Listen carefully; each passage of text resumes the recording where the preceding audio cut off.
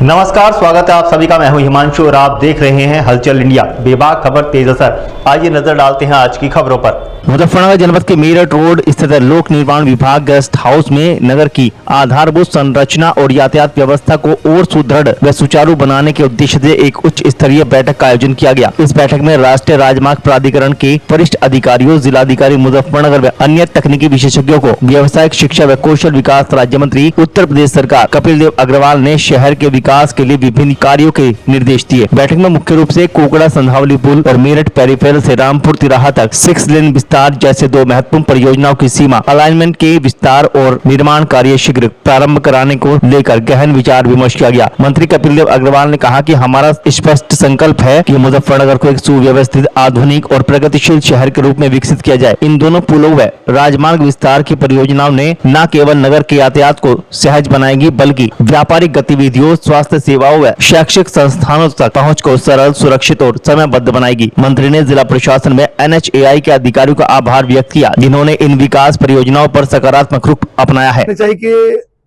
Project director Pranav यहाँ पर आए हुए हैं, वो बुलाया था आज, और जिलाधिकारी की उपस्थिति में जो आदरणीय पीछे आपको ध्यान होगा कि जब हम पीछे आदरणीय नितिन गडकरी से मिले और मुजफ्फरनगर में जो विकास के कार्य होने हैं उनकी चर्चा उसने हुई, उन्होंने सीधे उसके आदेश किए थे। वो टीम भी यहाँ पर भेजी थी और जो वहाँ के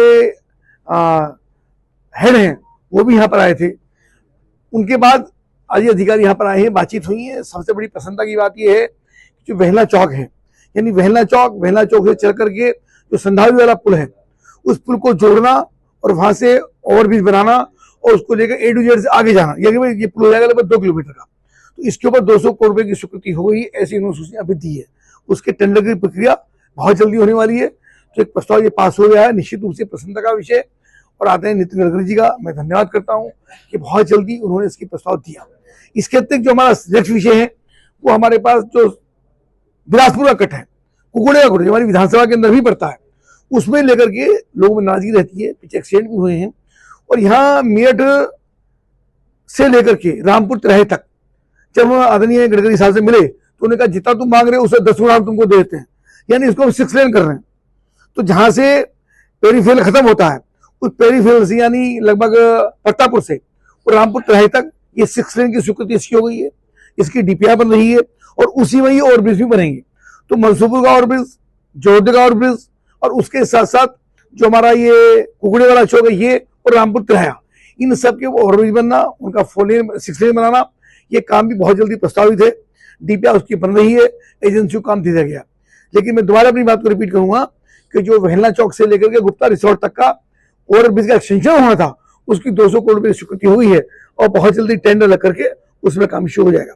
एक मैंने और विषय आदरणीय गडकरी साहब के सामने रखा था कि हम सब जो लोग पेरीफेरल से और यमुना एक्सप्रेसवे पर जाते हैं, यानी हमको कानपुर जाना हो, आगरा जाना हो, लखनऊ जाना हो, तो हम सब जानते हैं कि हमको परी चौक से नोएडा से होकर आना पड़ता है।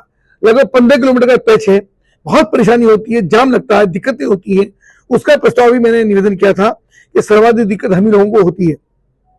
उसकी भी अभी मेरी बात हुई है और वहाँ की PD से उसकी भी स्वीकृति हो गई है और लगभग 1 वर्ष में वो काम तैयार हो जाएगा, कंप्लीट हो जाएगा और 1 महीने के अंदर काम शुरू हो जाएगा। तो वो भी लगभग 200 करोड़ रुपए का प्रोजेक्ट शुरू है। तो निश्चित रूप से आदरणीय नितिन गडकरी जी बहुत तेजी से अपने काम को अंजाम देने का काम करते हैं, बहुत तेजी से इंफ्रास्ट्रक्चर के काम हो रहे हैं। और प्रधानमंत्री नरेंद्र मोदी का विजन है कि उत्तर प्रदेश के अंदर जो जो प्रस्ताव मुख्यमंत्री जी के द्वारा, हमारे द्वारा भेजे जाते हैं उन पर तुरंत स्वीकृति होती है। मैं आदरणीय प्रधानमंत्री जी का, नितिन गडकरी जी का और आदरणीय मुख्यमंत्री योगी आदित्यनाथ जी का उनका बहुत धन्यवाद करता हूं कि उनके निर्देश पर ये सारे काम हो रहे हैं।